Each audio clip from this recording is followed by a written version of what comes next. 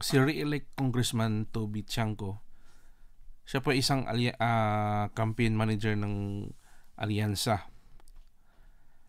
At ngayon, naging viral to siya dahil nga sa mga siniwalat niya, sa mga sinasabi niya. Ito isang mahalaga para sa mga Duterte at sa current situation ngayon patungkol sa impeachment ni Inday Sara. Kasi sinasabi niya nito ngayon lahat dito sa interview. Yung plano tungkol sa impeachment ni Inday Sara. At konektado siya dun sa sinasabi ni Inday Sara na it's already well planned na pala talaga. At ganito nga, ginastusan yung itong impeachment na to. So, I think itong video na to magagamit din to sa mga lalong-lalo na nila Attorney Vic Rodriguez sa nagsampa ng kaso dun sa lalong-lalo na dun sa BICAM report. So, makokonek ito siya eh. So, isa ito siyang key na mas naging klaro lahat ngayon yung mga ginawa ng mga politika sa ating bansa. Panoorin natin itong video na to. Okay, number one, syempre this is the reason why I've been avoiding interviews during the campaign. Now, if you notice, I never granted interviews during the campaign because there are questions that I wouldn't have been able to answer. May mga tanong na talagang hindi ko kayang sagutin noong kampanya dahil makakasama doon sa aming kampanya. Isa sa mga yon is yung talagang nagsimula yung problema namin nung nag-file ng impeachment case ang House of Representatives against kay VP Sara. Because yung October surveys namin, 9 na alyansa ang pasok sa buong Mindanao. Pagdating nung survey namin after the impeachment, before the incident of bringing the former president to Hague, 4 na lang. So just because of the impeachment, 4 na lang yung natirang alyansa candidates doon sa Mindanao. Kaya grabe ka power talaga ang Mindanao. Ramdam nila kaagad, di ba? Yeah. Kasi yun nga, hindi kasi nila basta-bastang ma-put down ang mga Duterte. Kasi may napundar, may nagawa, at nakita yan ng mga tao. So, yun nga, sabi niya, supposed to be pasok nung sa unang survey nila, yung siyam, tapos 9 na lang yung nung pagkatapos sa pangyayari. 4 na lang yung natira. Mapapansin nyo, early on, binawasan ko yung rallies doon sa Mindanao kasi wala rin mangyayari sa amin doon eh. Pupunta kami doon, hindi rin naman namin makukumbinsi yung mga tao. Why would we spend time there, no? And I'm saying this because yung impeachment was self-inflicted. Ibig sabihin, yun total control kami. Wow. Total control sila. Saan na yung freedom doon, no?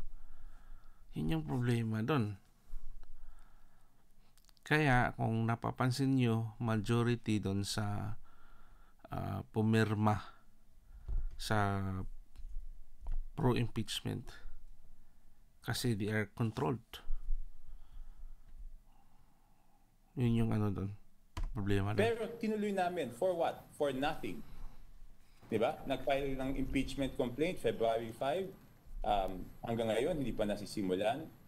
Pinigilan ko sila noon. Ayaw nilang makinig. Sinabi ko, maapektuhan yung mga senador natin. Ayaw nilang makinig. So, yan ang nangyari. Ano kaya yung reason na sabi si Congressman Toby nito? It's either nagugas kamay ba or or baka naramdam na niya na talagang yung mga tao ay hindi mapipigilan at malakas talaga pa rin ang ang panig nila sa mga Duterte. So ito na naglabasa na itong mga ebidensya na to. So sino kaya ang mananagot dito? So hindi natin alam kung ano talaga yung totoong motibo nitong ni Congressman Toby Chanco. Pero ang importante doon, nasabi niya ito. Sir, clarify ko lang, when you say pinigilan mo sila, sino pa yung tinutukoy natin? Sinabi ko doon sa House na anong stand ko doon sa impeachment. Una, sinabi ko, bakit nyo ginagawa yan? Last day of session. Okay? Last day of session. Tama. Last day of session. February, March. Tapos, ilang months na lang campaign na sa election. Mantakin nyo, no? Di ba? Tapos ngayon, hindi pa inaumpisahan. Just for propaganda lang ba yan? Or yun nga, yun yung malaking tanong doon. June 2 pa magpaadidinggin ng Senado yan, magiging issue yan sa election. So, kaya hindi ako pumirma. Tinuloy nila, yan ang naging epekto. Tapos nasundan pa nung sa Hague, no? So, anong nangyari doon sa isip ng tao? Ang nangyari sa isip ng tao, masyado nating pinupuntirya, di ba? Masyado nilang pinupuntirya. Ibig sabihin, una, yung anak, inimpeach mo. Tapos, yung tatay na padala sa Hague. Pero yung pagpadala sa Hague, there are circumstances external to us beyond our control. Diba? So, hindi mo pwedeng sabihin na yan ang reason. Ang talagang pinagsimulan yan is yung impeachment na pinipigilan ko silang gawin. Yon. Campaign manager yan ng alyansa. Kasama yan siya sa House of Representatives. Alam niya yung pangyayari doon sa loob. Kaya malaking to siya malaking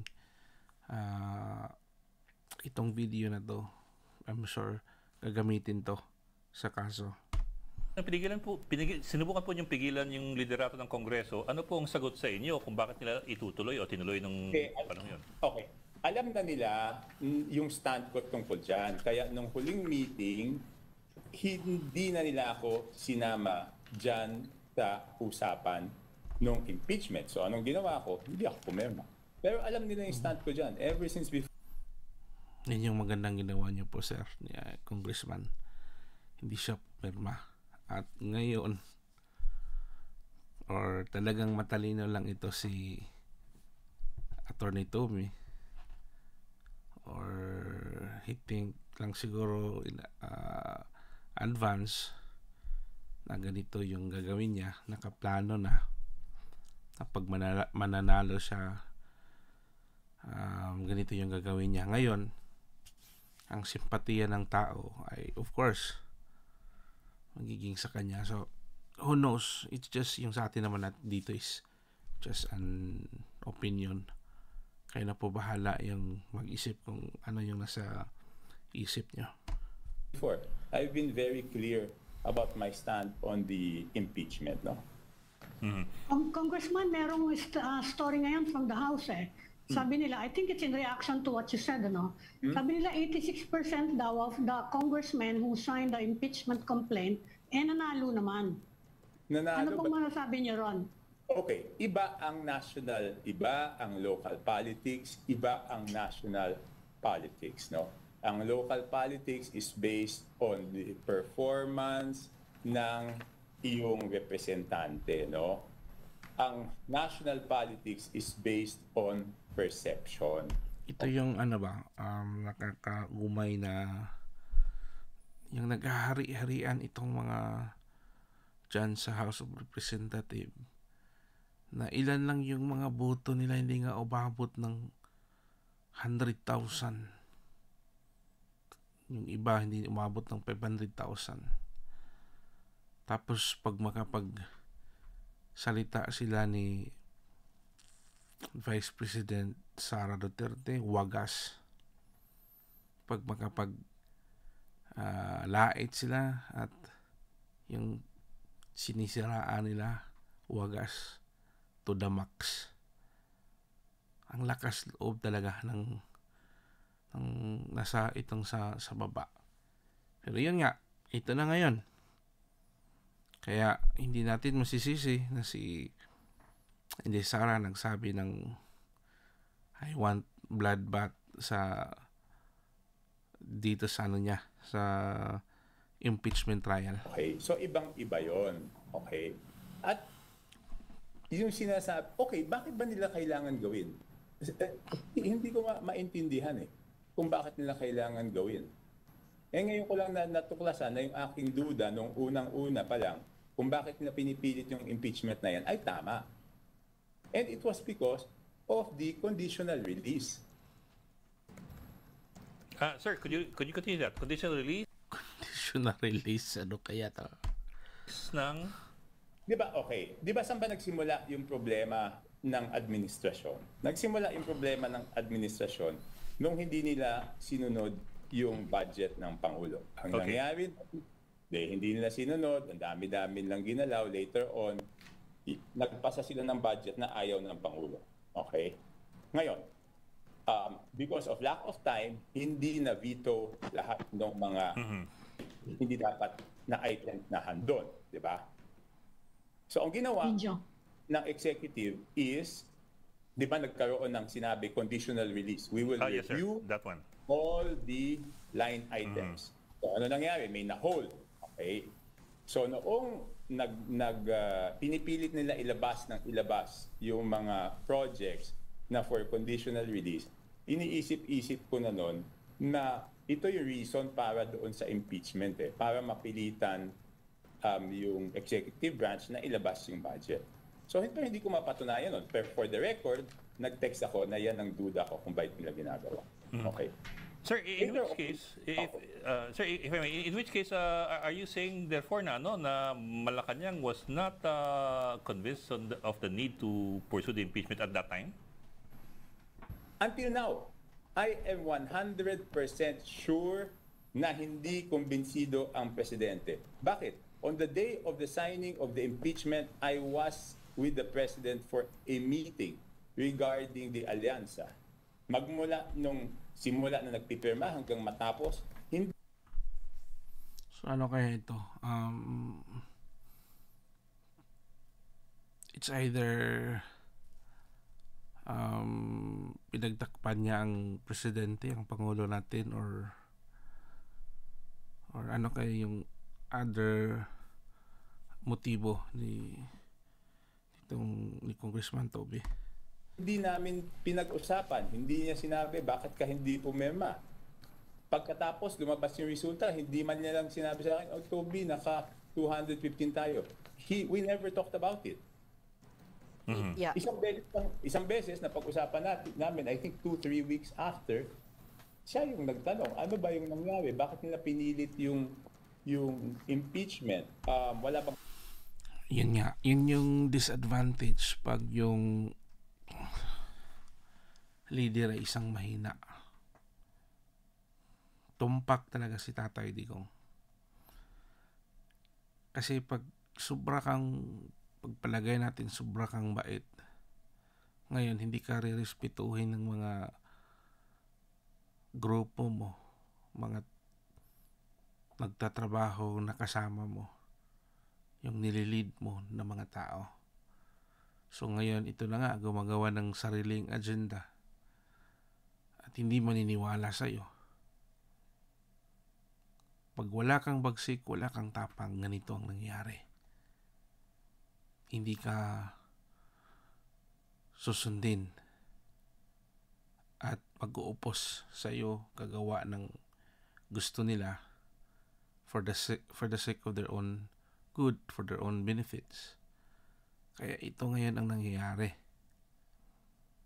Dahil ito sa kahinaan ng ating leader, kaya itong sa...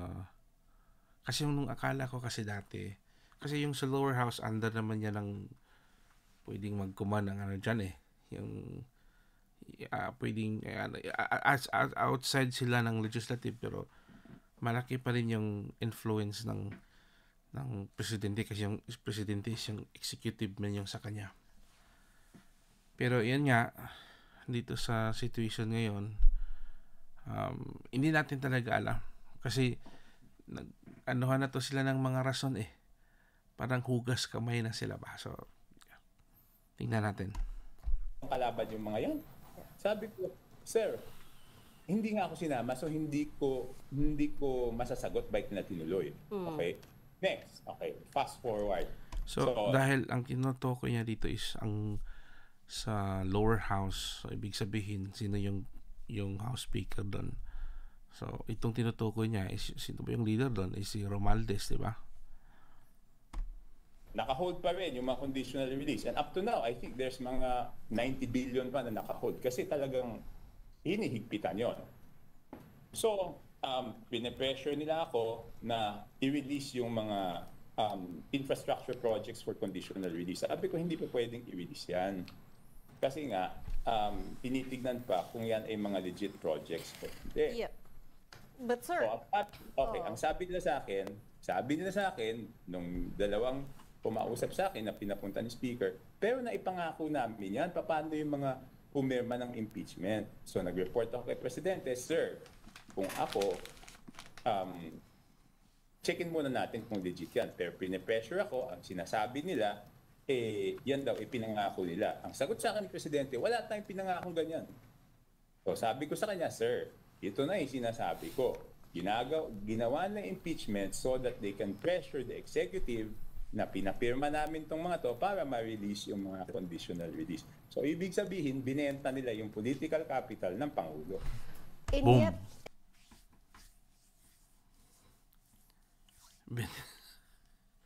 Ito ngayon, ito. Grabing revelation ito. And yet, the first person to sign the impeachment complaint was Congressman Sandro Marcos, which is why it was widely seen, sir, na meron tong blessing ng Malacanang. How do we reconcile these two things? Okay, I had a private conversation with Congressman Marcos, but let's leave him out of this kasi hindi naman siya yung talagang pasimuno nito eh. Ang tingin ko naipit rin siya dito eh. In what way siya nag-ipit? Dahil ba doon sa sinabihan ni Inday Sara na ipahukay yung libing ng lolo niya? That's immature. That's politics.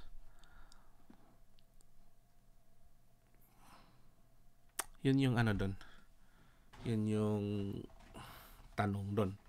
So, well, hindi tayo makakasagot doon kasi nasa kanila yun eh. Sir, could you at least qualify that? What do you mean by Could naipit you siya please, dito? pakiulit lang. Hindi. Okay. I had a private conversation with him. Yes, sir. Regarding this. Let's leave him out of this kasi hindi naman siya yung nagpasimuno ng impeachment. Sa tingin ko, na Ang sabi sa... dito. You're saying na... So you're refuting kasi yung sabi ng iba, part of the reason daw na hindi lumabas nga, hindi nagkaroon ng sweep yung alyansa, hindi daw na-roll out yung administration machinery. No. One of the reasons, Sean. Okay, paano ma-roll out yung administration machinery when the candidates themselves were fighting for survival? Hindi ba? There is a negative sentiment. Ikaw tumatakbo ka. Will you take the risk? No candidate will take the risk. He will think first of his own survival. Diba? How can you, lalo na kung emosyon ang nananaig sa tao. Kasi emosyon, hindi mo pwedeng paliwanagan yung emosyon. So kung ikaw kumakandidato, kahit sabihin mo na mahina yung kalaban niya, will you take the risk? Yung impact, isa pa sir na na tinuturo nila yung impact nung controversy over the national budget na kasi ang pinaka-direct hit talaga doon yung House eh. You think may tama yon yung observation na yon na may impact nga siya doon sa nangyari sa alyansa? May impact yung okay. Yung doon sa national budget, ang sinasabi ko, ang problema ko doon sa national budget is yun na naman, wala namang kasalanan ng presidente doon later on nung napunta sa kanya, pati siya nagkaroon ng hit yung political capital niya, di ba? At syempre, pag nagkaroon yung hit ng political capital ng presidente, pati yung endorsing power ng presidente magkakaroon ng hit, di ba? That's the natural consequence. Pero, tignan natin yung Mindanao kasi. Yung Mindanao, talagang nagkaroon sila ng unifying factor doon magmula nung final yung Pero sir, it sounds almost as if the president is so passive kasi typically the president would have a supermajority in Congress, not the other way around na a supermajority has a president in Malacanang. Di ba usually ganun yung dynamics yun eh. So it almost sounds as if the president is not mahina. Talagang mahina. Yun nga, yun sa interview nga doon. Inaamin naman talaga niya na meron siyang pagkukulang. Hindi niya kontrolado yung mga tao. Hindi niya kayang, hindi niya na-earn yung respect. Walang takot. Kasi pag number one kasi yan dyan is yung takot eh. Hindi takot dahil masama ka, but takot dahil firm ka sa decision mo. Especially pag upright ka, yung ano ka ba? You are strong sa decision mo. Yung ayaw, pag sabi mong no, no. Pag sabi mong yes, yes. Hindi pwedeng nasa neutral ka. Hindi pwede yun. Na easy going, parang Pag nangdan ka sana is, dapat panindigan mo kung ano yung mali. Mali talaga yun. Hindi pwedeng yan. So, yun nga. Dahil nga dito, itong mga taong mga pulpul na mga politika hindi magpaawat. Ngayon, gumagawa ng sarili nilang agenda. For what? For their own good. Ito na yan ngayon, nangyari. On top of things and that he's just being pulled and pushed around. The president is on top of things, but alam mo naman yung presidente natin, napakabait, pasensyoso. Some people take advantage of his goodness and kindness. He's a very gentle creature, di ba? So, pero yan nga, kahit sabihin natin sobrang bait or maganda yung loob niya, pero kung may mga lapses, mga pagkukulang, may pananagutan pa rin, di ba? Yun yung doon. Yun yung constitution pa rin yung masusunod dapat natin dito eh. Because we're talking about politics. Yung emotion natin is labas tayo dyan. So what the constitution says, kasi yan yung pinanghahawakan natin eh. So, it doesn't matter. Kaya, kung titingnan natin si Tatay Digong, balanse yan siya. Magaling siya gumamit ng utak at saka puso niya. Alam niya paano maglaro sa politika. So when you say that they used up his political capital... It's his gentleness, his kindness. Oo. So sir, when you say they used up the president's political capital, the natural next question there is, why didn't he do something about it, right? Why didn't the people around him do something about it if they can already see this is going Nice on? It's a supermajority to begin with anyway. Yeah. Yan ang ginawa niya, di ba? Hanggang ngayon hindi naman pa ni-release yung insertion, yung congressional insertion eh. Okay, out of the 209 billion na inserted by the House, ang nare-release lang is over 100 million. So may 90 billion pa doon na naka-hold. So he exercised his executive power.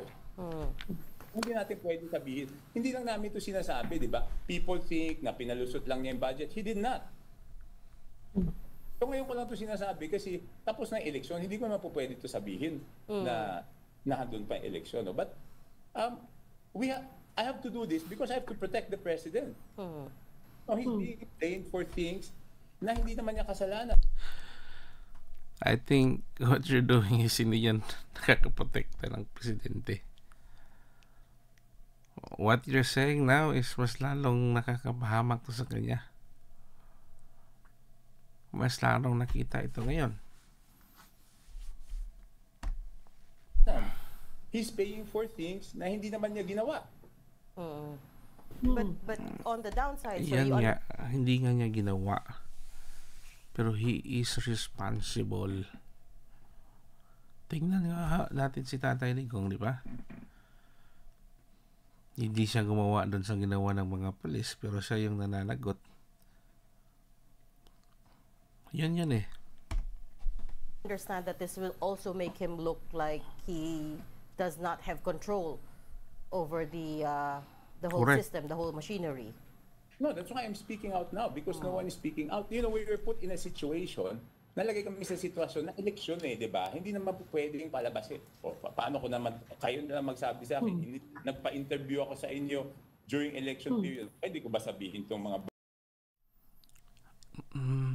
Palagay ko dapat talagang may hair follicle test sa mga dyan, sa mga officials, kung sino ba yung nangagamit ng pinagbabawal na gamot. Kasi parang na yung lumalabas ngayon ba. And anyway, bagay na to? Patabihin na hindi release yung mga pondo para lang patunayan na talagang Siyempre, there are things that we have to finish first. Pagtapos mga bagay na yan, now I have to protect him. I have to say that hindi niya talaga pinayagan. So now it's very clear he was unhappy about the budget and he is doing something about it. Hindi totoo yung sinasabing pinalusot niya. Hindi niya pinalusot.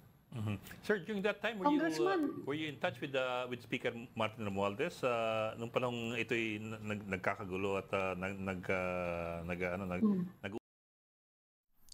parang sounds familiar to sila sa yung episode na podcast, first episode ng podcast ni PBBM. Parang hindi ko alam baka siya yung nag-gumawa ng influensya, motivation na it's just maybe it's just an idea na kasi lumalabas ngayon dito parang naging konektado ngayon yung sa interview ni Pangulong Marcos. Uunahan kung sinong pe-pressure kanino. I mean, well, let me boil it down to this. Is the speaker the one who was in charge of all of this? And who is the leader of the house, di ba? Yung mga, tsaka yung nakapaligid sa kanya kasi sila yung kumakausap sa akin, sinasabi sa akin, kailangan to release, kailangan ganito, ganyan. Hindi naman ako pumapayag. How would you... Congressman, nabanggit nyo na rin lang yung leadership Hindi lang si President Marcos ang tinamaan dito. Of course, you are in the line of fire dahil kayo yung naging campaign manager. Exactly. Tama. Parang yeah. It's just my imagination. And in fact, you were being rumored to be the next speaker, actually. Ano po yung ano na po nangyari? Magkakaroon po ba tayo ng leadership change? I think that's where all the problems started, no? Early November, nung nagkakagulo-gulo sa budget, ang pinagdududahan nila ako, no? There was one time, Yes. I was happy Speaker Romualdez. Sinabi ko sa kanya at that time, Speaker, wala akong kinausap na congressman, walang pumausap na congressman sa akin, no? And he had so many theories, no? Meron pa siyang kung ano-anong theory na yung iba doon, wala akong telephone number ng mga taong yon, no? And then, nung nangyari ito ngayon, ako na naman yung pinagdududahan nila, di ba? Na Anong ibig sabihin yung maraming theory? Or nag-hallucinate lang ba? Or ano ba yan? Mas maganda sana kung naklaro. ganito. Kaya kung titignan mo naman, alam ko naman sino yung mga nagpo-post sa social media, mga naman nila yon, di ba? Kilala ko yung iba pa nga, doon ko pa nga nakilala sa bahay niya eh. O, so paano ko naman hindi malalaman na hindi ako yung pinupunteriya nila dito, di ba? So, okay. Ako naman, I'm very transparent. Kung sinasabi ko noon na at that time, in November, walang kumakausap sa akin. Ngayon, sasabihin ko naman, may mga kumakausap sa akin. Wala akong kinakausap, may mga kumakausap sa akin na sinasabi na kung dapat magkaroon ng change of leadership para mabalik yung imahe ng House. Naman sinasabi ko na ako, kung ano yung gusto ng mayorya, yun naman ang susundin ko, di ba? I mean, I don't fight, I have to tell everyone, I don't fight my battles patalikod. I always fight frontally. You've known me. In the aftermath of all this, Congressman, now that ito nga, the elections are over, Alianza did not... I'm saying I would do everything to protect the president because the accusations against him are so unfair, di ba? Ibig sabihin, the budget, political capital niya yung naapektuhan doon. For something, in the first place, ayaw niya. Yeah. So, ilang beses na Pero yun nga sa mga nilalabas mo ngayong revelasyon, napapahamak yung presidente. na-postpone yung signing ng budget. Di ba hanggang naubusan lang ng oras, hindi nahanap lahat ng items, may konting na veto, pero hinabol pa rin sa huli. Ngayon, naka-hold. For the record, naka-hold. Oo. Congressman, linawin ko lang ha. Congressman, linawin ko lang. You said the people, nung November, walang kumakausap sa inyo. Kahit may mga chismis na meron nga. Pero ngayon, may mga lumalapit na sa inyo about the speakership. You are being asked kasi sa Senate, meron na rin ganun na... So, sinasabi niyo yun ha? I'm being asked. To be the speaker by some congressmen. They're saying that if I will run ng meeting, show of support, yung iba tumatawag sa akin, pumunta kami doon. Sinasabi ko sa inyo, pumunta kayo doon. Kasi hindi naman ako nagdedeklara, mapag-iinitan kayo. Okay? Congressman, may nagpatawag ng meeting. Grabing politika. Mapag-iinitan kayo. Sinong tinutukoy nito ni Congressman? Kanina? May meeting kay Speaker doon sa Shangri-La. Show of support. Kanina. Yeah, For the speaker. For the speaker. For the speaker. Yung iba tumatawag, what will we do? Will we go? We want to be on your side. Sabi ko, nako, hindi pa ako nagdedeklara. Pumunta kayo doon, baka kayo naman mapag-initan. No? Ayoko naman kayong diba? Tsaka sabi ko, I'm not actively... Wow. Mapag-initan ni Ferdinand Romualdez Martin. Speaking for it, but I just want to help the president. Diba? Yun naman sinasabi ko sa kanila. No? At ako mismo nagsasabi, kung papapirmahin kayo, pumirma kayo kasi mapag-iinitan naman kayo pag hindi naman. Or it's either gumawa siya ng maybe. It's just a theory. Kaya din niya ito ginawa parang pinaramdam niya kay president na yung simpatiya niya ay sa presidente. Or baka gusto niya ding maging house speaker of the house. Kaya ito yung mga niya ngayon. Yung sinasabi niya ngayon. Naman kayo pumirma. Pero Congressman, it's significant that they are asking you. Di ba? Na kung pupunta ba sila doon, pipirma ba sila doon, it's significant that they are asking you. hindi naman sila nagsasabing pipirma ba sila. Sinasabi nila anong gagawin. Ako na nagsasabi. O, yun na nga. Yung iba, Oo, di ba? sinasabi nila, yung iba nga sinasabi niya na ayaw namin pumirma. Sabi ko, wag na wag niyong gagawin yan. Ayoko madamay kayo doon sa akin, di ba? Kasi hindi naman style ko ng politics yung ganyan. Kung ako yung pag-iinitan, di ako yung pag-iinitan, di ba? Bakit naman kayo madadamay? Right. Hindi naman Sir, Sir, okay. So in the aftermath of all of this, Congressman, how would you describe the relationship between President Marcos and the House Speaker? Ano yung dynamic nila ngayon? And, you know, it sounds like the Speaker is going ahead and doing his own thing. What do you think his end goal is? No, I don't want to comment on their relationship because whatever their personal or professional relationship is, hindi naman ako yung nakabantay ano bang relasyon nitong dalawa, di ba? So, hindi naman ako ganun. So I wouldn't want to comment on that.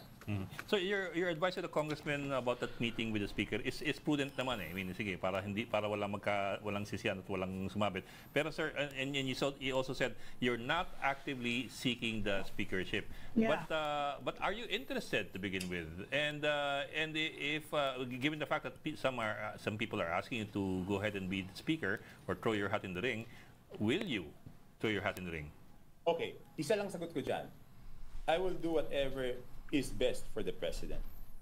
If it's best for the president that Martin Romualdez remains speaker, I will support what he thinks is best for him.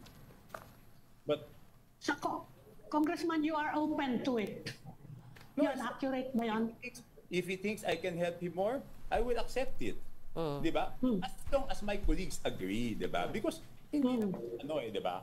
I mean, ang numero uno dito is my colleagues, di ba? Kung okay, number one, kung gusto ng karamihan ng colleagues ko at yan ay makakabuti sa presidente, siyempre tatanggapin ko. Pero ang number one dito, ano ba yung desisyon ng mayorya ng aking kasama sa Kongreso?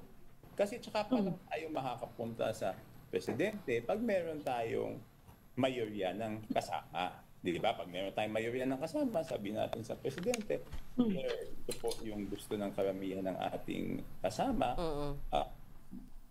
Ito po, kung okay sa inyo, itutuloy natin, di ba? Ganun lang naman. Sir, pahabol na lang po kasi you said kanina na pagkatapos ng impeachment in your surveys 4 na lang yung pumapasok na senatorial best ng alyansa. So mukhang mas accurate yung survey niyo kasi yung mga survey na nakuha namin. Oo nga.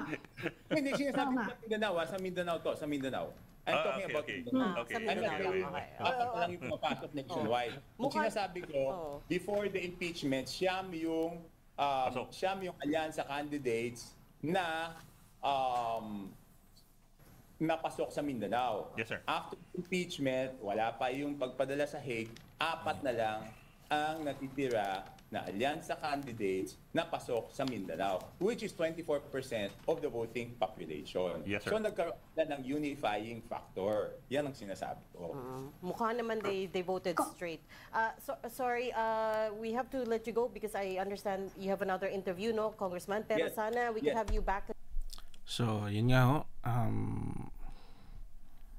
We will see kung ano yung mangyayari next. But, paganda na ng paganda.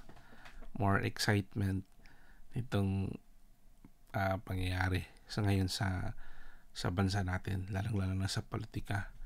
So, hanggang dito na lang po tayo. Maraming salamat po. At matutulog na din ako kasi gabi na dito. So, God bless everyone. Ito po si Kaperlas Rane.